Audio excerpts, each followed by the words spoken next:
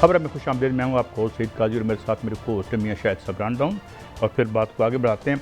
Trump एक तरफ तो धमकियाँ दे रहे थे, मगर उसके बाद फिर ऐसे लगा जैसे ब्रेक थ्रू हुआ और मुज़ाकरात हो, यानी एग्रीमेंट हो गया और जो प्रोसेस है वो शुरू हो गया। मगर एक जो हम पहले भी बात करते रहे हैं, ख़ुद अमेरिका के अंदर इस पर बड़ी लहदे हो रही है। और आज बड़ी इंटरेस्टिंग, हम आपको जो मुखालिफ कैंप है जो ये मुआहदा नहीं चाहता था वो क्या लिख रहा है, बड़े बड़े अखबारात क्या लिख रहे हैं, बड़ी दिलचस्प तफसील है, उस पर बात करेंगे। उधर ईरानी सदर पाकिस्तान कल आ रहे हैं। ज़ाहिर है अब हमारे लिए भी शायद इसके फ़वाइद रीप करना जो है वो पॉसिबल हो गया है। हम ट्रेड करेंगे, आयल सस्ता ले सकते हैं, बहुत कुछ कर सकते हैं। But is there anybody around to exploit that opportunity, इस पे बात करेंगे। उधर इसराइल को वक्ती एक तरफ तो उसे रोका है ईरान इसराइल को स्नब की है जेडी वैंस ने बड़े सख्त अल्फाज में, लेकिन वो बाज आने वाला नहीं है। वो लेबनान में ये इसको गंद डालने की कोशिश करेगा, लेकिन फ़िलहाल तो वो अपना ज़ख्म चाट रहा है। इस पर बात करेंगे। उधर यूँ लगता है कि पाकिस्तान में जो ऑटोमोबाइल्स की जो गाड़ियों की कीमतें क्रैश शायद कर रही हैं, जो कि जो चाइना की जो सस्ती गाड़ियाँ और जो एकदम से उसने पाकिस्तानी मार्केट को यानी एक हवाले से टेक ओवर किया है इसमें। और सोलर और टेलीफोन की कीमतों में गागा बात करते हैं, मगर टैक्स 2.25 लाख रुपये टैक्स लगाया हुआ है उन्होंने इस पर, आईफोन पे और दूसरी जो चीज़ें। बहरहाल मियाँ साहब, पहले तो हम आते हैं ट्रंप की धमकियों के बाद ये हुआ।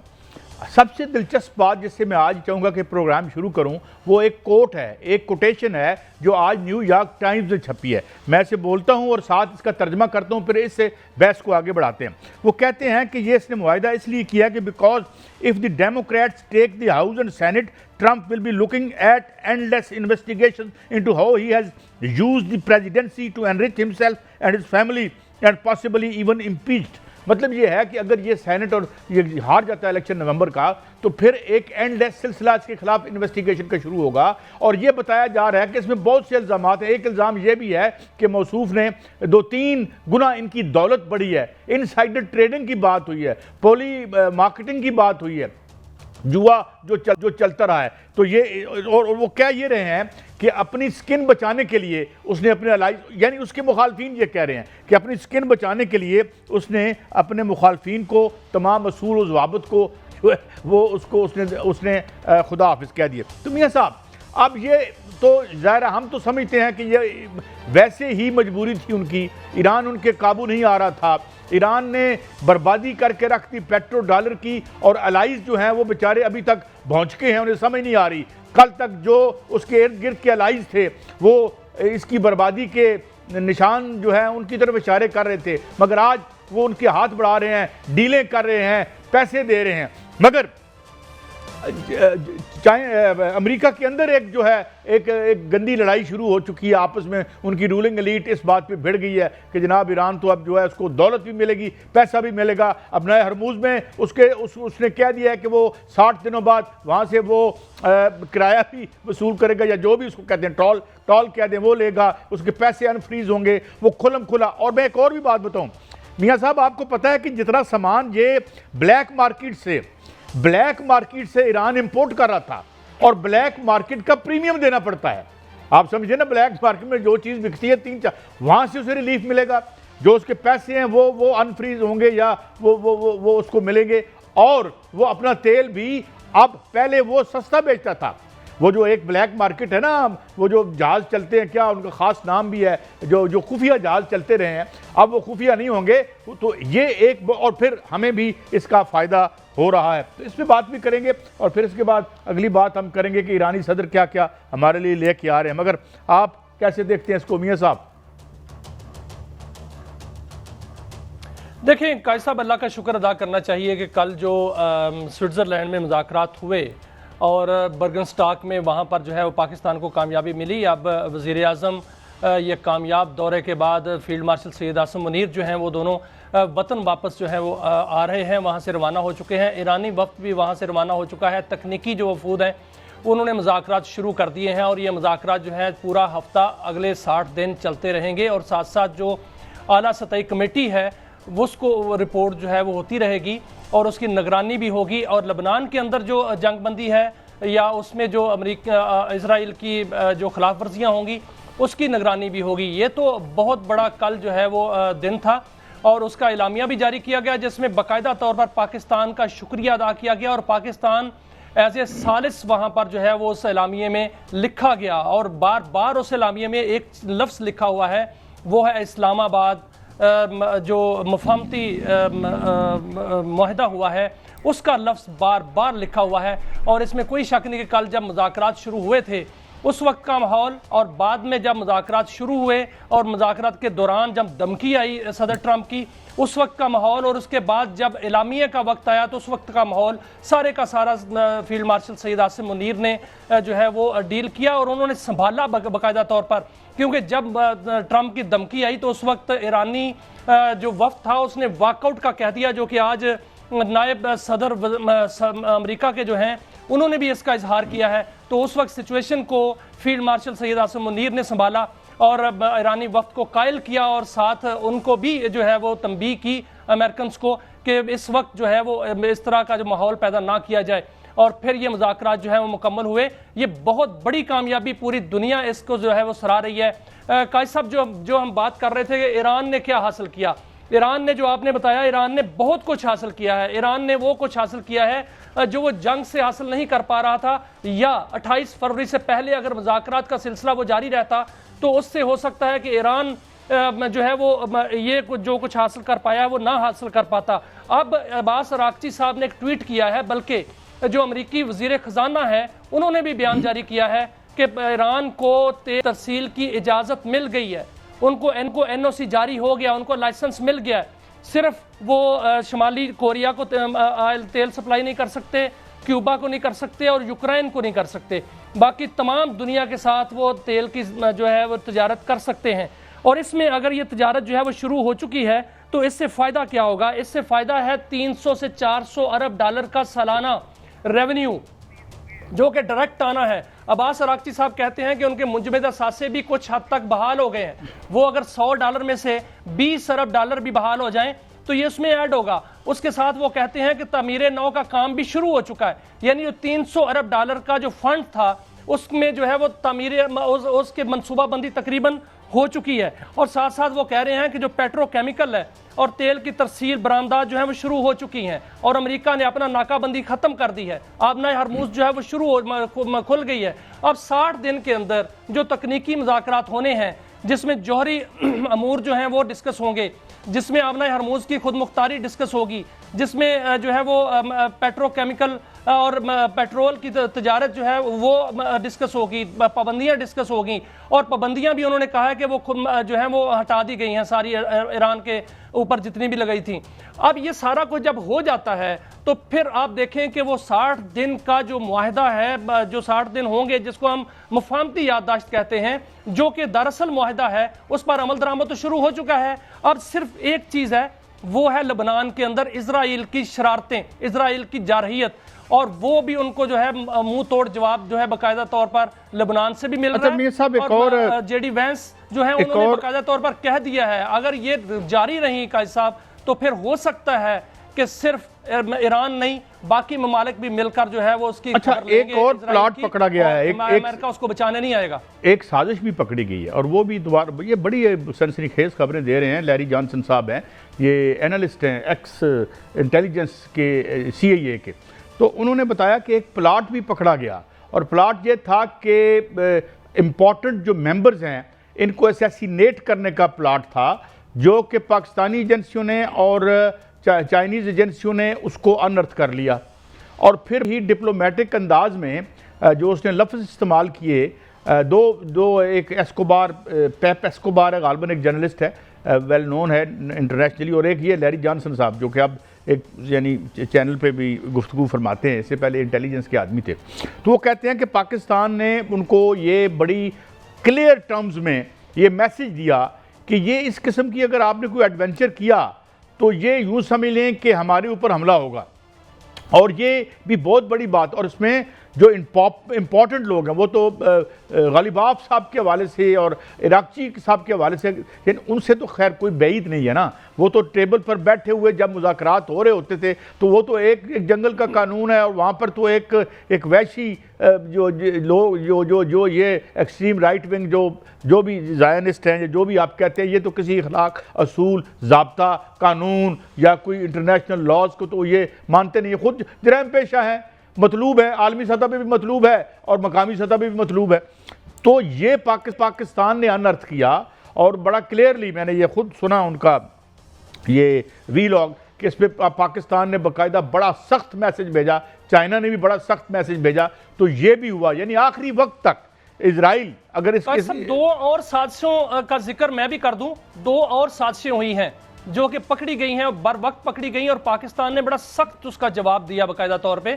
और उसमें जो है वो इजराइल और दूसरा स्पाइलर इंडिया उसमें शामिल था, और दोनों बीगी बिल्ली बनकर और गीदड़ की तरह छुप गए। वो दो शरारतें ये हुई थी कि एक तो जब यहाँ अब्बास अराक्ची साहब ने और कालीबाफ ने पाकिस्तान आना था, और उस वक्त जब पाकिस्तान में मुज़ाकरात हो रहे थे, उस वक्त भी यह साजिश गढ़ी गई थी कि दोनों जो लीडर हैं उनको बाकायदा तौर पर निशाना बनाया जाए। और अभी जब इन्होंने यूरोप जाना था उस वक्त भी बिल्कुल साजिश हुई, और उसमें जो मोहसिन नकवी साहब हैं उनके अपने जहाज़ के अंदर, बाकायदा पाकिस्तान के जहाज़ के अंदर ईरानी लीडरशिप जो है वो वहाँ पर गई है, और किसी की जरूरत नहीं हुई है, और उनको सख्त जवाब दिया गया है। और उस वक्त जब वो पाकिस्तान आ रहे थे उनको स्कॉट करके जो है वो पाकिस्तान लाया। और एक और साजिश हुई का सब बड़ी कारी साजिश थी। इजराइल के जहाज़ जो है वो अटैक करने को तैयार थे, और वो अटैक कहाँ होना था? वो अटैक नामालूम मकाम से सऊदी अरब पर होना था। और उस वक्त जो है वो बर वक्त इतला इसी तरह पाकिस्तानी एजेंसीज ने दी, और फील्ड मार्शल साहब ने वहाँ पर जो है बाकायदा तौर पर हंगामी तौर पर जो है वो इजलास बुलाया, जिसमें वज़ीर आज़म को भी ऑन बोर्ड लिया गया, और फौरी तौर पर जो है यहाँ से शाहीन उड़े, और पाकिस्तानी फौजी भी वहाँ पर, आपको याद होगा पाकिस्तानी फौजी दस्ता वहाँ पर गया था, और शाहीन का दस्ता वहाँ पर गया था। और साथ ही अमेरिका को पैगाम दिया कि अगर इजराइल ने ऐसी हरकत की तो पाकिस्तान जो है वो 10 गुना ज़्यादा और तेज़ और कारी जवाब देगा, जो कि बड़ी गहराई तक जवाब होगा। और वो जवाब जो है वो इस तरह का होगा कि इजराइल फिर इस सफ़ा हस्ती में नहीं रहेगा, जिस पर जो है फौरी तौर पर अमेरिका ने भी मुदाखलत की, और इजराइल को जो है वो साजिश से नाकाम बनाया गया। अब भी मुसाद और रा ने साजिश शुरू कर दी है, और ये साजिश जो है बाकायदा तौर पर किसी भी वक्त कोई शरारत हो सकती है, लेकिन पाकिस्तानी मसल्ह अफवाज, पाकिस्तानी शाहीन्स और पाकिस्तानी एजेंसीज इससे बहुत अवेयर हैं, और साथ साथ उनकी साजिश का जो है मुकाबला कर रहे हैं। सब कुछ जो है वो इलेक्ट्रॉनिक गैजेट्स इस्तेमाल नहीं किए जा रहे। अमेरिका को ख़ास तौर पर जेडी वेंस को इसका जो है वो यकीन है कि जो इजराइल है ये कोई साजिश कर सकता है। यूरोप के अंदर बाकायदा मोसाद ने एक पूरा प्लान बनाया हुआ था, वहाँ पर रॉ के एजेंट्स पहुँचे हुए थे, और उनका यही था, जिस तरह इस्माइल हानिया को जो निशाना बनाया गया था, या कतर के अंदर हमास की लीडरशिप को निशाना बनाया गया था, इस तरह निशाना बनाए जाने का एक साजिश थी जो कि पाकिस्तान ने नाकाम बनाई। और अगर ये भी वहाँ पर जो हमारे जर्नलिस्ट थे उन्होंने अगर देखा हो तो जहाँ मुज़ाकरात हो रहे थे वहाँ सिक्योरिटी किसकी थी ये भी ज़रा देख ली जाए, क्योंकि पाकिस्तान ने ना सिर्फ सालसी की है, बाकायदा हिफाजत भी की है। और यही वजह है कि जो ईरानी सदर हैं वो कल इजहार तशक्कर के लिए पाकिस्तान आ रहे हैं। काजी साहब, अच्छा मियाँ साहब, इसमें ना 2-3 बातें जो बड़ी बड़ी डेमोन्स्ट्रेट हुई हैं। एक तो जाहिर है कि सारा कवर जो डिफेंस का कवर था इजराइल का वो अमेरिका का था। सेकेंडली, जब ये इन्होंने सख्त बयानात देने शुरू किए ट्रंप साहब ने, तो फिर ये बताया जाता है कि डीप स्टेट ने इंटरवीन करके बताया कि अगर इस वक्त जंग शुरू होती है तो आपके पास ईरान के मिसाइल्स का कोई जवाब नहीं है, आपके पास कोई इंटरसेप्टर नहीं है, और वो इजराइल और दाएं बाएं जितने आपके अड्डे वड्डे रह उड़ गए हैं इनको तबाह बर्बाद कर देगा। तो ये एक वजह ये भी हुई है। और ये देखें, ये मैं शुरू से जो हम देख रहे थे कि कितना इंटेलिजेंटली ड्रोन्स के ज़रिए डिप्लीट करवाया, उनको ब्लीड किया, उनके जो उनके पास हिफाजती थे अपना मिसाइल या इंटरसेप्टर, वो पहले तो कहते थे जी 10% भी नहीं जा रहे, 5% भी नहीं जा रहे। फिर जब वो डिप्लीशन हुई और बहुत बड़ी उसकी एक कास्ट भी इनकर की, वो बड़े महंगे इंटरसेप्टर थे ईरान के मुकाबले में। तो ये एक बड़ा एक समझता हूँ मार्कतुल अरा एक चेंज, और फिर अब एक सी चेंज दुनिया में आ रही है। मियाँ साहब, अब हम थोड़ी सी बात आगे भी बढ़ाते हैं। खित्ते के लिए ये कितना अच्छा है। और अब बढ़ बढ़ के कतर, कल मैं हैरान हूँ, पता नहीं शायद हमारे पास फुटेज हो या ना हो, लेकिन कल इंटरनेशनल मीडिया ये फुटेज चला रहा था कि जब कतर के वज़ीर ख़ारजा आए तो वो मिले, शहबाज शरीफ साहब को मिले और हमारे फील्ड मार्शल साहब को मिले, तो वो उन्होंने जेडी वैंस ने आगे बढ़ के हाथ मिलाने की कोशिश की कतर के वजीर खारजा से, तो कतर के वजीर खारजा ने उसकी तरफ देखे ही नहीं। ये बड़ा दुनिया में चलाया गया कि जी यानी आता कि इसका मतलब ये है कि जो कतर है वो ऑलरेडी इन्फॉर्म कर चुका है कि यहाँ से अपने ये, क्योंकि सबसे बड़ी जो खतरे की घंटी है कतर के लिए, वो सबसे बड़ी उसकी बेस कतर में है, तो कतर में उसने बड़ा कोल्ड शोल्डर दिया और बड़ा एक डिप्लोमेटिक स्नब थी जो उन्होंने की, हम बार बार देख रहे थे। और जेडी वैंस को बड़ी एम्बैरेसमेंट भी हुई इसके साथ। देखिए उसके बाद इसमें एक पहलू है, पाकिस्तान ने कल जो किरदार अदा किया, इससे पहले भी जब 28 फरवरी को हमला हुआ तो उसी वक्त पूरी हुकूमत जो है वो मुतहरक हो गई थी, और उसमें फील्ड मार्शल साहब, वज़ीर आज़म साहब, नायब वज़ीर आज़म साहब जो फौरी तौर पर अपने अपने महाजों पे अपने उन्होंने मुतहरक हो गए और सफारतकारी शुरू कर दी, मुख्तलिफ दौरे शुरू कर दिए और उसके साथ साथ जो है सालसी शुरू कर दी। कल भी क्या हुआ, जिस दिन ये मुफाहमती याददाश्त पर दस्तखत हुए हैं उसके बाद वज़ीर आज़म मुतहरक हो गए, फील्ड मार्शल सैयद आसिम मुनीर मुतहरक हो गए और नायब वज़ीर आज़म ने दौरा शुरू कर दिया। दौरा किसका था? दौरा खलीज का था, जिसमें मिस्र, पाकिस्तान, सऊदी अरब, तुर्की, उनके जो है वो वज़राए ख़ारजा जो है उनका इजलास हुआ। उसके दौरान उस इजलास में बाकायदा एक तरफ वो इजलास था और दूसरी तरफ जो है वो स्विट्ज़रलैंड में ये कल का जो है वो इजलास हुआ। इसमें पाकिस्तान ने जो किरदार अदा किया है ना सिर्फ खित्ते के लिए किया है बल्कि मुस्लिम दुनिया के इत्तेहाद के लिए पैरेलल किरदार अदा किया जा रहा है। इसमें यह भी साथ साथ हो रहा है कि ये जब 60 दिन मुकम्मल हो जाएंगे, मुआहदा हो जाएगा, तो उस वक्त मुस्लिम दुनिया को इकट्ठा कैसे करना है, क्योंकि स्पाइलर जो है साहब एक ब्रेक है, वो आराम से नहीं बैठेगा। जो अमेरिका है, तो देखें अम्ब्रेला जो है वो सिक्योरिटी अम्ब्रेला वो खलीजी ममालिक नहीं लेना चाहते। मैं एक ब्रेक की तरफ बढ़ रहा हूँ, पाकिस्तान देगा। मैं एक ब्रेक की तरफ बढ़ रहा हूँ। वो कहते हैं ना सुकून मुहाल है कुदरत के कारखाने में, तो यहाँ सुकून तो होना नहीं है, क्योंकि जो इसके हम और डीपर किसी दिन बहस करेंगे कि किस तरह जो इकोनॉमिक फैक्टर्स क्या हैं और जो पॉलिटिकल इकॉनमी ऑफ और आज हम आपसे ये भी बात करेंगे कि कितना माल कमाया ऑयल कंपनियों ने। मैं हैरान रह गया। अगली हम जब ब्रेक से वापस आएंगे तो ये जो पीट रहे हैं कि हो मारे गए लोग, असल माल इन्होंने बनाया और 1 घंटे में कितने मिलियन डॉलर का इजाफी प्रॉफिट लिया। इसलिए कहते हैं कि war is terrible but terribly profitable. एक ब्रेक के बाद वेलकम बैक। मियां साहब, लॉन्ग अवेटेड ये एक मौका है जो कल हमें मिला है। आप जानते हैं हम जो है 22, 23, 24, 25 प्रोग्राम जो है IMF के ले चुके हैं। They are very self defeating. आज भी एक आर्टिकल मैं देख रहा था उसमें का इस तरह सारे मैशदान ये कहते हैं। तो जो सबसे बड़ी हमारी सबसर्वियंस रही है वो ये कि हम अपने मफाद में कभी फैसले ही नहीं कर पाए। तो at least now an opportunity has been created where हम जो हमारा एक तो ये देखें, आज एक और ख़बर भी थी, कोई 124 बिलियन कितनी की 124 बिलियन की जो इकॉनमी है एक्सपैट्स की, ये जो रिमिटेंसेस आती हैं वो उसको भी हिट होनी है। कुछ ज़ाहिर है क्योंकि ये चीज़ें बहाल होते होते बड़ा टाइम लगेगा। जो तेल का इंफ्रास्ट्रक्चर हिट हुआ है तो ये वो भी हमें खुदा न खास्ता हिट, अभी तो ठीक चल रहा है काम, लेकिन आने वाले दिनों में we can not rule it out. Secondly ये कि जो प्राइसेस हैं दुनिया भर में, ये आपकी जो खाद है या इसी तरह फूड हम बहुत ज़्यादा इंपोर्ट करते हैं, फिर हमारा 30% गालबन, अगर मैं गलत नहीं कह रहा, तो ये हम एनर्जी को जो है हम इंपोर्ट कर रहे हैं। फिर हमारी 29 सेल्फ डिफीटिंग पॉलिसीज़ हैं जो बिजली की हैं, और एक हमने एक अपने घर में अपना एक नेतान्याहू, माफ़ कीजिएगा, पाल रखा है। ये जो इतना बड़ा अफरीत है जो बिजली का, वो जो आगे हमें हिलने नहीं देता। तो हमारे लिए एक बड़ी अपॉर्चुनिटी है। और कल कौम को भी ये होगा कि यार ये इधर से कोई पेट्रोल वगैरह पहले भी सस्ता किया गया, एक कंसिडरेबली नीचे हम लेके आए हैं इसको। तो क्या देख रहे हैं कि कल क्या हो सकता है इस हवाले से, क्या क्या डील्स हो सकती हैं, पाकिस्तान कैसे फ़ायदा उठा सकता है, इस्लामाबाद में क्या खबरें गर्दिश कर रही हैं, और ये जो अभी आपने कर्टन रेजर भेजा है इसको ज़रा एक्सप्लेन करें।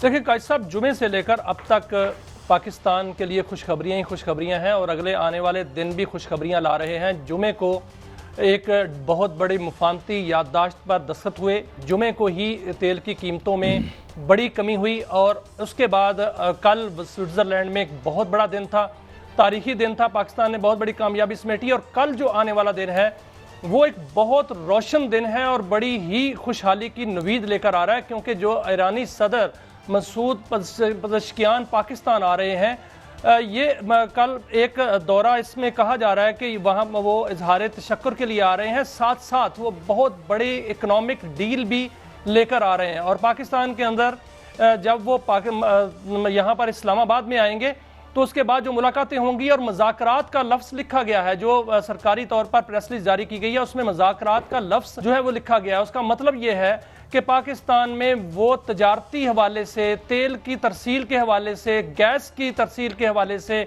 और जो तामीर नौ होनी है वहाँ पर ईरान के अंदर, उसमें वो पाकिस्तान की कंपनियों को दावत देंगे, क्योंकि अमेरिकन कंपनियां तो वहाँ पर काम नहीं करेंगी, ना वो उनको इजाज़त देंगे, ना किसी और यूरोपियन कंपनियों को वो वहाँ पर इजाज़त देंगे, और ना इंडियन स्पाइलर्स को इजाज़त देंगे, क्योंकि इंडिया को वहाँ से उन्होंने दफ़ा कर दिया है। अब पाकिस्तानी कंपनियों को वहाँ पर इजाज़त देंगे और ये सारी डील जो है वो 2 मराहल में होगी। पहले कल जो है वो बाकायदा जब यहाँ तशरीफ़ लाएंगे तो उनका फ़कीदुल मिसाल जो है वो इस्तकबाल किया जाएगा। इस्लामाबाद के अंदर मुकम्मल तैयारियां जो हैं वो की जा रही हैं। जो कॉन्स्टिट्यूशन एवेन्यू है उसको दुल्हन की तरह सजाया जा रहा है। वहाँ पर आएंगे, वज़ीर आज़म से उनकी मुलाकात होगी, सदर ममलकत से मुलाकात होगी और फील्ड मार्शल सईद आसिम मुनीर से मुलाकात होगी। और उसके बाद उनके साथ एक वफ्त होगा, बड़ा वफ्त होगा, जिसमें तजारती वफ्त होगा, जिसमें टेक्निकल्स लोग होंगे, और वो अगला जो मरहला है वो एक वर्किंग ग्रुप का होगा, जिसके बाद ये डील जो है वो आगे बढ़ेगी। उसमें सबसे पहले जो है वो गैस की तरसील पर बात होगी और जो पुराने तनाज़ात हैं वो ख़त्म किए जाएंगे और नए सिरे से गैस की तरसील के लिए पाइपलाइन पर काम शुरू होगा। उसमें आयल जो है उसकी इजाज़त दी जाएगी कि पाकिस्तान ज़मीनी रास्ते से फ़िलहाल जो टैंकर्स हैं उनके रास्ते से आयल जो है वो फिनिशिंग प्रोडक्ट ले। उसमें बिजली की तरसील की बात होगी, उसमें जो बार्टर ट्रेड है उसकी बात होगी, और उसमें यह बात होगी कि जो पाकिस्तानी कंपनियां हैं, कंस्ट्रक्शन की कंपनियां, वो वहाँ पर जो है वो ईरान के अंदर जो तामीर नौ का काम है वो संभालें, और पाकिस्तान तामीर नौ से मुतल्लिक जितनी भी इंडस्ट्री है वो पाकिस्तान के अंदर वो उसको फौरी तौर पर चलाया जाए, ताकि वहाँ पर जितनी भी तलब है वो पूरी की जाए। और इससे जो है वो 25 से 30 लाख रोजगार जो है वो पैदा होने वाला है। वो कि जो कि ईरान के अंदर उनको वहाँ पर हुनरमंद अफराद चाहिए, वो पाकिस्तानी होंगे, वो इंडियन नहीं होंगे, वो किसी और मुल्क के नहीं होंगे, क्योंकि पाकिस्तान पर इतमाद है। पाकिस्तान ने जो है वो जो किरदार अदा किया है, अब ईरान सिर्फ पाकिस्तान पर इतमाद कर रहा है, और वहाँ जो सिक्योरिटी के इशूज़ हैं वो भी ये तकाजा कर रहे हैं कि पाकिस्तानियों को एक्सेस दी जाए। तो ये कल का जो दिन है वो बहुत बड़ी तिजारती डील भी है, पाकिस्तान का तशक्कुर भी है, और उसके साथ साथ दोनों मुल्कों का इत्तेहाद भी है, और उसमें तमाम खलीजी ममालिक जो हैं उनका इत्तेमाद भी हासिल है। सीपैक 2 की कल बात होगी कि सीपैक 2 को ईरान के अंदर से तुर्की तक, अजरबैजान तक और रशिया तक कैसे पहुंचाना है, उस रोड मैप पर बात होगी। उसके बाद जाहिर है एक वर्किंग ग्रुप होंगे और जो टेक्निकल लोग हैं वो इसको आगे बढ़ाएंगे। लेकिन सारे का सारा कल जो बातचीत है वो ईरानी सदर की मौजूदगी में यहाँ पर इस्लामाबाद में होने वाली है, और इसकी तमाम तर तैयारियाँ मुकम्मल हो चुकी हैं। कायद साहब, इसमें जो रफ अंदाजे में जो बताया जा रहा है वो ये बताया जा रहा है कि तकरीबन पाकिस्तान की जो कंस्ट्रक्शन इंडस्ट्री है वो वहाँ पर जाएगी, पाकिस्तान की जितनी भी जो टेक्निकल इंडस्ट्री है वो वहाँ पर जाएगी, टेक्निकल जो हमारे एक्सपर्ट्स हैं वो वहाँ पर जाएंगे, जितनी आईटी कंपनियां हैं वो वहाँ पर जाएंगी, उनका इंफ्रास्ट्रक्चर जो है वो बहाल करेगी। और जो इंफ्रास्ट्रक्चर है जितना भी, जिसमें पानी का है, तवानाई का है और दीगर वहाँ पर जो है कंस्ट्रक्शन के काम है, सिविल वर्क है, वो सारे का सारा पाकिस्तान के ज़िम्मे होगा। मियाँ साहब देखे ना, इससे पहले भी हम बहुत छोटे थे तो RCD का सुनते थे, तुर्की, पाकिस्तान और ईरान के माबैन वो था, वो मामला ठप हो गया। यहाँ पे जिस किस्म के जो है ये जिस तरह की पॉलिटिकल डिस्पेंसेशन होती रही, और आज अगर आप देखें तो ये बहुत बड़ी अपॉर्चुनिटी है कि एक तो बड़ी तबाही की है उन्होंने, ज़ाहिर है बड़ी बीटिंग भी ली है ईरान ने बड़ी वैलियंटली, लेकिन अब वहाँ एक रिकन्स्ट्रक्शन का काम भी शुरू होने वाला है। उसके बाद मैं खुद देख के आया हूँ, ईरान में बड़ी रेजिलियंस है। देखें ईरान ने 2-3 बातें जो ईरान की, जो मैं बड़ा हैरत ज़दा हुआ वहाँ जब मैंने एक छोटा सा मुख्तसर एक मेरा वहाँ क़याम था। मियाँ साहब, उन्होंने इन जो सैंक्शंस हैं, इन सैंक्शंस की यानी जवाब में उन्होंने एक सेल्फ सफिशेंसी क्रिएट कर ली। वो उनके लिए उन्होंने, चूंकि जाहिर है उनके सारे रास्ते बंद थे, उनकी करेंसी की जो हालत थी वो आपके सामने थी, मगर मैंने देखा कि ज़िंदगी वहाँ रवां दवां थी, मुश्किल में थी, आसानी नहीं थी। और जो है वो उनकी करेंसी का तो हाल ही कोई नहीं था। वो एक मतलब है, एक जिसे पंजाबी में तोड़ा कहते हैं, उसमें डालनी पड़ती थी अगर $100 हम वहाँ पे तोड़वाते थे तो। मगर अब क्या है, अब एक तो उसकी करेंसी वापस आएगी, सेकेंडली मार्केट जो है वहाँ से बहुत सी चीज़ें आ सकती हैं। ईरान ने अपने अंदर इतनी डेवलप और सेल्फ सफिशेंसी क्रिएट की है। ऑयल ही जो हमें देखें, हमने तो टैक्सी में बैठे हुए पूछा, और हमारा एक जो थे हमारे गाइड वहाँ पे, तो वो मुझे अब याद नहीं, 10-15 या 20 रुपए का वो ऑयल अपने लोगों को देते हैं। उसके 2-3 उन्होंने बनाए हुए हैं, यानी इतना इस्तेमाल करें तो अच्छा, तो अब आप डॉलर में एक टैंकी वो फुल कर देते, यहाँ पे हो रही थी। चले हम ना असल में सर अब तैयारी हमें करनी है, काजी साहब तैयारी हमें करनी है। कल जो ऑफर की जाएगी पाकिस्तान को, उसमें तैयारी हमने करनी है कि उनको फौरी तौर पर जो ऑयल की तरसील है वो कैसे मुमकिन बनानी है। क्योंकि ईरान तो कहता है कि 1000 टैंकर, 2000 टैंकर, 3000 टैंकर, जितने भी टैंकर जो हैं वो पाकिस्तान में जा सकते हैं और जो तलब पूरी कर सकते हैं उसकी तलब पूरी करें।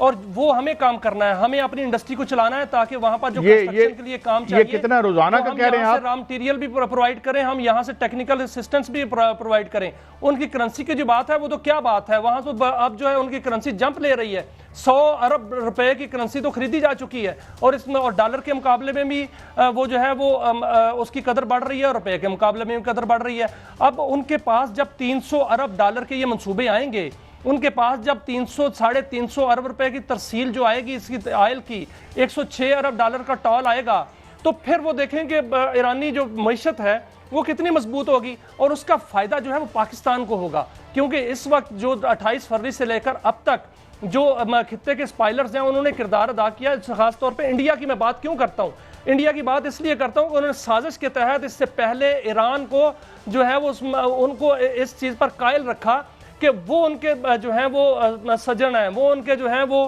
मित्र हैं, लेकिन वो मित्र नहीं थे, ना ये तो सांप थे, आस्तीन का सांप। उन्होंने डस लिया, अब उन्होंने चौबहार से उनको निकाल दिया, बंदरबास से निकाल दिया। साहब देखिए, इंडिया से हमें कोई गिला नहीं है, जो आप गवादर है वो तो एक लड़ी में परोने जा रहे हैं। नहीं, मैं जरदारी साहब को हम अप्रिशिएट करते हैं जो उन्होंने डील की थी। वो यार हम तो अपने दुश्मन खुद हैं, हम वहां दे रहे थे, हमें बड़ा डर लगता था अमेरिका से।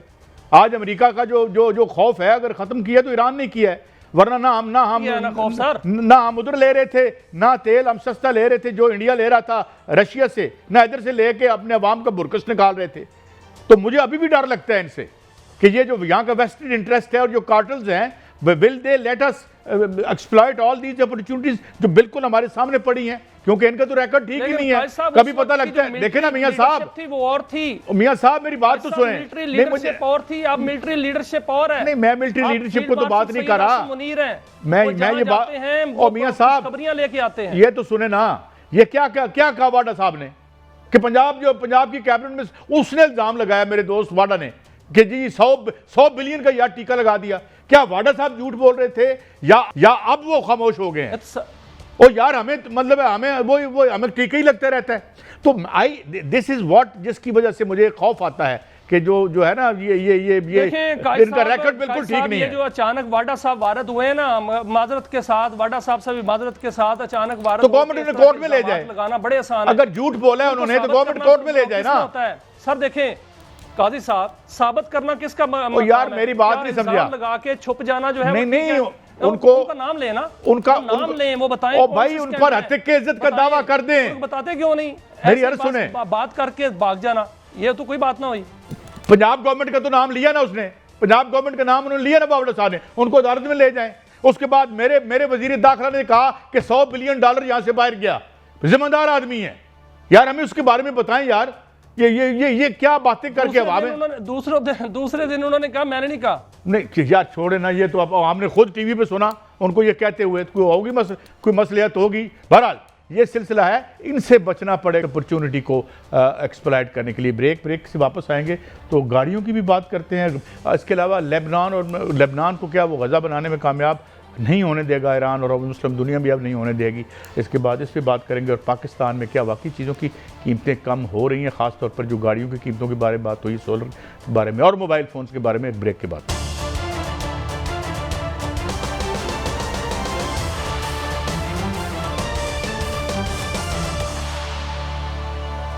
Welcome back. अच्छा मियां साहब, ये गाड़ियों की बड़ी ड्रास्टिकली, इससे पहले हमने देखा बड़े बड़े ब्रांड जो थे, एक जापानीज़ ब्रांड में 10-10, 12-12 शायद 15 लाख की कमी हुई थी, एक बड़ा तो खैर उसकी तो होनी चाहिए थी। अब हमने देखा है कि एक आध यूरोपियन ब्रांड और एक आध कोरियन ब्रांड जो है उसकी कीमत में ड्रास्टिकली कमी हो रही है। तो क्या ये प्राइस वार शुरू हो गई है चाइना के साथ? ये जो पुराने प्लेयर्स थे, जापानीज़ थे, या थोड़ी बहुत यूरोपियन गाड़ी भी यहाँ ज़ाहिर है बिकती है, ऑडी है, मर्सिडीज़ है, ये दूसरी जो गाड़ियाँ हैं, तो अब ये लगता है कि जैसे ये मार्केट क्रैश कर रही है और जो एक नई ये ईवी आ रही है और फिर कुछ ड्यूटीज़ भी सुना है कमी की जा रही है, 4-5 साल पुरानी गाड़ी भी आप मंगा सकेंगे।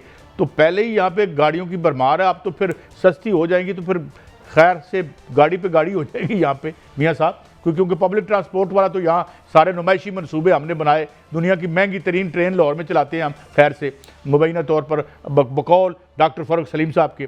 तो हुजूर, तो ये क्या इकोनॉमिक पॉलिसी है? ये IMF का दबाव है कि हम इम्पोर्ट्स को डिस्करेज ना करें बल्कि एनकरेज करें? पहले ही हमारा बैलेंस ऑफ पेमेंट रोले में है मियाँ साहब। देखिए काजी साहब, IMF की इसमें तजवीज़ ज़रूर है, लेकिन ये खुशखबरी भी है और दो तरह की खबरें हैं। एक खबर ये है कि कार फाइनेंसिंग में बड़ा इजाफा हुआ है और ये बताया गया है कि 2020 में जो कार फाइनेंसिंग है वो 369 अरब रुपए का कारोबार हुआ है और उसमें ये बताया गया है कि जो सूद की रकम कम हुई है, शरह कम हुई है, उसकी वजह है। और बैंकों ने बहुत सी ऐसी पॉलिसियाँ दी हैं जिसमें लोगों का रुझान बढ़ा है और फौरी तौर पर वो कार फाइनेंसिंग की तरफ गए हैं। दूसरी खबर यह है कि सेक्रेटरी तिजारत जवाद पाल ने जो कायमा कमेटी बराए खजाना है उसमें बयान दिया है। उन्होंने कहा है कि कौमी टैरिफ पॉलिसी उसके तहत जो है वो दरामदी गाड़ियों पर मरहलावार ड्यूटीज़ कम की जा रही हैं और इसमें उन्होंने बताया है कि जो औसत जो ड्यूटीज़ हैं वो कम करके 9.70 कर दी जाएंगी और ये बहुत ज़्यादा थी पहले, और वो सिर्फ और सिर्फ 9.70 कर दी जाएंगी, जिसका बहुत बड़ा फ़ायदा जो है वो दरामदी गाड़ियों को होने जा रहा है। कस्टम ड्यूटीज़ की औसत शरह जो है वो 11.93 जो है फ़ीसद कम करके 9.70 फ़ीसद की, और एडिशनल कस्टम ड्यूटी 5 साल में मुकम्मल तौर पर ख़त्म कर दी जाएगी और रेगुलेटरी ड्यूटी जो है उसकी शरह ज़्यादा से ज़्यादा 20% तक रखी जाएगी। दरामदी गाड़ियाँ काजी साहब 10 लाख से 40 लाख रुपए फीस गाड़ी जो है वो सस्ती होने जा रही है। छोटी गाड़ियाँ 10 लाख और बड़ी गाड़ियाँ। लेकिन मियां साहब, इससे हमारा बैलेंस ऑफ पेमेंट का क्या बनेगा? इससे पहले हमारे एक्सपोर्ट इम्पोर्ट के दरमियान जो हमारा ट्रेड डेफिसिट है वो बहुत ज़्यादा है और अब वो हमारे बाजू मरोड़ के हमसे ये भी करवा रहे हैं। और जो या तो फिर ये कि यहाँ पे कोई मैसिव इन्वेस्टमेंट हम इंडिया की तरह करते, वहाँ तो RD से लेके हर गाड़ी बनती है, मर्सिडीज बनती है, जैगवर बनती है, वो मुल्क से बाहर एक्सपोर्ट भी करते हैं। यहाँ पे अब कुछ चाइनीज यूनिट्स लगे हैं, चाइनीज यूनिट, लेकिन अभी भी हम इस तरह नहीं है कि हम ऑफसेट कर सकें वो जो खसारा है हमारा और बैलेंस ऑफ पेमेंट कुछ हम अपने मफाद में कर सकें। तो इसलिए मुझे लगता है कि ये शायद कंज्यूमर मिडिल क्लास या फिर मिडिल क्लास कंज्यूमर के लिए अच्छी खबर हो, मगर ओवरऑल मैक्रो इकोनॉमिक लेवल पे तो मुझे लगता है कि ये हमारी मुश्किलात बढ़ाएगी। नहीं काजी साहब, यहाँ भी नई कंपनियां तो आ चुकी हैं ना, BYD यहाँ आ चुकी है और BYD की गाड़ियां जो हैं वो सड़कों पर घूमती हुई नजर आती हैं और वो कराची में उसका प्लांट लगा है। उसमें अब तो उसकी प्रोडक्शन जो है वो इतनी ज़्यादा हो रही है और हो जाएगी कि 5 मिनट में गाड़ी जो है बाहर आएगी। इस तरह बहुत सी कंपनियां जो है पाकिस्तान के अंदर आ चुकी हैं। जो ऑटो पॉलिसी है उसका तसलसल तो सिर्फ पाकिस्तान में एक ही पॉलिसी का तसलसल हुआ है। 2016 से लेकर अब तक PTI की गवर्नमेंट आई, उन्होंने मुस्लिम लीग नून की जो ऑटो पॉलिसी थी उसको अपनाया और जब वो PTI की गवर्नमेंट गई तो PDM की आई, उन्होंने भी PTI गवर्नमेंट की ऑटो पॉलिसी को अपनाया और अभी तक जो है वही पॉलिसी जो है वो चल रही है। यही वजह है कि पाकिस्तान के अंदर गाड़ियों का इनकलाब जो है वो आ रहा है, इसमें कोई शक नहीं। लेकिन कल की जो कायमा कमेटी हुई है उसके अंदर जो पाकिस्तान के अंदर मनापली थी जिन कंपनियों की, उन्होंने तो यहाँ पर रोला डाला हुआ था। वो तो कह रहे थे कि दरामदी गाड़ियों पर जो है वो ड्यूटी कम ना की जाए, वहाँ से गाड़ियाँ आएंगी तो उनकी गाड़ियों जो है वो कीमतें कम करनी पड़ेंगी। आपने देखा कि आज जो है वो कंपनियों ने गाड़ियों की कीमतें कम कर दी। यही वजह है कि उन हुकूमत ने एक बैलेंस करने के लिए कि बाहर से जो गाड़ियाँ आएंगी, अंदर जो मनापली है वो टूटेगी तो एक बैलेंस हो जाएगा, कारोबार एक बैलेंस हो जाएगा। इसलिए को रेगुलेटरी ड्यूटी जो है वो कम की जा रही है। पाकिस्तान के अंदर भी जो प्रोडक्शन है वो बढ़ रही है, पाकिस्तान के अंदर नई कंपनियां आ रही हैं और नई कंपनियां आने से क्वालिटी कंट्रोल हो ना। देखिए बात सुने वो इससे सर देखें, एक मिनट सिर्फ दीजिएगा। हाँ। सिर्फ ऑटो इंडस्ट्री ये नहीं, यहाँ असम्बलिंग भी होगी, यहाँ पर पार्ट्स जो है वो भी बनेंगे। मैं आपकी बात मान रहा हूँ, एक नहीं है कि जो सिर्फ गाड़ी होती है। मैं अर्ज सुन लेना, मेरी अर्ज सुन ले। जो छकड़े यहाँ बन रहे थे गाड़ियों के नाम पे, वो एक्सपोर्ट हमने कहाँ करने थे? जो हमारे मेरी अर्ज सुन लेना, जो हमारे कंपेटिटर्स हैं उनकी गाड़ियां तो यूरोप में, चाइना में, वहां पे कंपीट करती हैं। यहाँ पे कोई क्वालिटी कंट्रोल ही नहीं था। अब हाथ लगाते थे चादर को तो पता चल जाता था कि ये टीन है सारा। बात यह है कि क्या आपके पास कोई ऐसी खबर है कि क्या हम इस क्वालिटी की ऑटो इंडस्ट्री को लेके जा रहे हैं कि जो हमें इंपोर्ट करनी ना पड़े? हमारा जो लोकल कंज्यूमर है वो कहे कि यार हम अपनी गाड़ी सस्ती क्यों ना लें, यहाँ पे अच्छी गाड़ी क्यों ना बनाएं? यही जो ब्रांड हम चाइना से जो हम मंगा रहे हैं जापान से, जमीन आसमान का फर्क होता है यार। उस गाड़ी को हम मुक्का मारे तो हड्डी टूटने का खतरा होता है, इसको मुक्का मारे तो तीन में से गुजर जाता है। तरफ जा रहे हैं। देखें, मैं नाम नहीं लेता, जो 3 कंपनियों जिसकी मोनोपोली रही है यहाँ पे, वो जो गाड़ी बनाते थे, जो कीमत अपनी मर्जी से मुकर्रर कर देते थे वो हो जाती और क्वालिटी कोई नहीं थी। भी जो हमारे हुकाम हैं वो उनको रोकते नहीं थे। वो किसी किस्म की भी गाड़ी होती थी, जो भी क्वालिटी होती थी, लोग लेने पर मजबूर थे और यार ऑन होता था। नहीं ऐसा हो रहा अब। अच्छा मियां साहब आगे चलते हैं। अब जितने भी हमारे सर सुन लीजिए ना, सुन लीजिए, जितने भी हमारे इकोनॉमिक जोन्स हैं, जितने भी हमारे स्पेशल जोन्स हैं, उनमें बाकायदा तौर पर प्लांट्स लग रहे हैं, उन पर जो है नई गाड़ियों के प्लांट्स लग रहे हैं। वही कंपनियां जो इंटरनेशनल लेवल पर जो है वो कम्पीट करती हैं, वो पाकिस्तान के अंदर आकर अपनी गाड़ियां बना रही हैं। किया यहाँ पर प्लांट लगा रहा है अपना। मियां साहब मैं आपकी बात से कोई इनकार नहीं कर रहा। उन्होंने बाकी जो चंगान है, दीगर जो गाड़ियां हैं कंपनियां, मेरा कंसर्न क्या है? मेरा कंसर्न ये है कि जो ब्रांड मैंने यहां चलाए और जो मुल्क से बाहर जाके चलाए, जमीन आसमान का फर्क था। यानी मैं अर्ज कर दूं, बल्कि मैं आपके और एक दोस्त जो ऑटो इंडस्ट्री में काम करते थे, वो मैंने जब पहली दफा इंपोर्टेड गाड़ी खरीदी तो उन्होंने कहा हुण तुसीं पाकिस्तान की गड्डी नहीं चला सकते, ना खरीद सकते हो। So these are concern. मगर आप आगे बढ़ते हैं, सोलर की कीमतें भी ड्रॉप हो रही हैं और ये कोई अच्छी खबर है मियां साहब, इस पर भी कुछ रोशनी डालें। देखिए काजी साहब, ये तो बहुत बड़ी खुशखबरी है और हुकूमत इस पर परेशान हो जाती है, लेकिन ये होने जा रहा है। सोलर की कीमतें जो हैं वो बहुत कम हो रही हैं। अभी जो नया माली साल शुरू हो रहा है, इसमें टैक्स जो है वो हुकूमत ने नहीं लगाया, ना टैक्स जो है वो बढ़ाया है इस पर।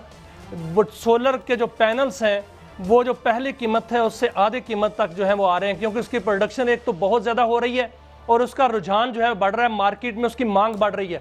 तो इसलिए सोलर जो है वो सस्ता होने जा रहा है और सोलर जो है सार्फिन की तादाद में उसमें इजाफा होने जा रहा है। और हुकूमत ने भी अब फैसला किया है कि सोलर सार्फिन और की जो है वो हौसला शुकनी नहीं की जाएगी, ख़ास तौर पर जो ज़रई सार्फिन हैं उनके लिए और जो घरेलू सार्फिन हैं उनके लिए, ताकि ये दोनों सेक्टर सोलर पर चले जाएं। बाकी जो इंडस्ट्री है उनके लिए बिजली जो है वो सस्ती की जाए और इंडस्ट्री उससे चलेगी। मोबाइल फ़ोन्स के हवाले से काजी साहब बहुत बड़ी खुशखबरी ये है कि इसमें जो कादिर गिलानी साहब हैं, कासिम गिलानी साहब, वो रुकने असम्बली हैं, उन्होंने एक ट्वीट किया और वो हुआ नहीं मियां साहब, उन्होंने जो वादा किया था पूरा नहीं किया। भी थे उन्होंने ट्वीट किया, नहीं सर, उन्होंने ट्वीट किया कि मोबाइल फोन्स पर जितने भी टैक्स हैं वो ख़त्म होने जा रहे हैं। अब उसके बाद कायमा कमेटी बराए खजाना जो है उनके अरकान से कब से सुन रहे हैं हम, उन्होंने कहा कि ख़त्म मुकम्मल तौर पर नहीं होने जा रहे, लेकिन इससे जो है वो कम किए जा रहे हैं, कुछ स्लैब से कम होंगे। अब इस वक्त काजी साहब देखें कि यहाँ पर जो है $501 तक जो है, $30 से लेकर $501 तक और इससे ऊपर तक टैक्स जो है वो लिया जाता है।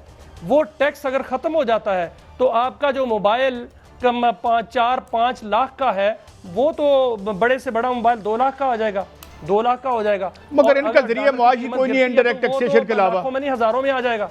मियां साहब, इनडायरेक्ट टैक्सेशन के अलावा हमारे पास है क्या? बिजली जितनी हम महंगी बेचते हैं ना, उससे इंडस्ट्रियां बंद हो रही हैं, बंद हुई हैं यहाँ पे।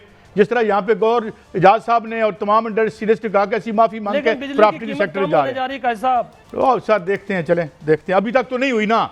आज 1993 से लेकर आज तक तो बिजली सस्ती नहीं हुई, बल्कि अभी जब मैं कुछ दोस्तों के पास गया तो सोलर का एडवांटेज भी अब न्यूट्रलाइज करके, बल्कि मैं कल आपकी खिदमत में अर्ज करूंगा ये नया बिल जरा ढूंढ के लाएं, उसमें बहुत से स्लैब ही गायब हो गए हैं, पता चला है। मैं कल टीवी पे पेश कर दूंगा। एक कंज्यूमर मुझे बता रहा था कि पहले ब्रेकअप दिया जाता था, ये इस मद में है, ये इस मद में है, अब 2 3 4 मदों में कम जो है वो डाल दिया गया। ये देखिएगा क्या है, एक स्टोरी है, मैं ये पूरी नहीं दे रहा। देखिए काजी साहब, मेरे पास ब्रेकअप पड़ा हुआ है, $30 का जो फोन है इस पर 550 रुपए का मैं बिजली के बिल की बात कर रहा हूं और 31 जी बिजली का जो ताजा बिल आया है, बिजली का बिल जो जी चलें हम इस तरह करते हैं कि क्योंकि आज तो शायद वक्त भी हमारा, अब हम जा रहे हैं प्रोग्राम के खात्मे की तरफ, तो हम कल भी देखेंगे कि वो क्या है और कल उसको देखेंगे कि उसमें क्या है, क्या सोलर वालों का एडवांटेज न्यूट्रलाइज किया जा रहा है या उन्हें फैसिलिटेट किया जा रहा है। कल इस पर बात करेंगे। इजाज़त दें, अल्लाह हाफ़िज़।